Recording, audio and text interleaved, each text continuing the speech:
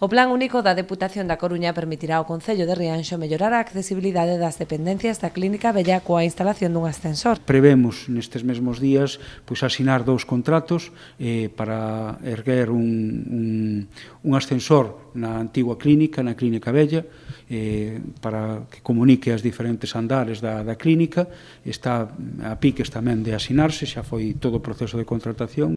Non é a única obra que se vai acometer próximamente con fondos provinciais. O alcalde informou de que está tamén a piques de materializarse o acondicionamento da segunda fase das vivendas dos mestres. Da reforma do que son as vivendas dos mestres para ter 4 espazos novos, 4 vivendas de alugueiro social, que incorporar tamén as 4 que tamén están xa prácticamente rematadas, e así teremos un pequeno bloque de 8 vivendas de uso social e de baixo alugueiro, non?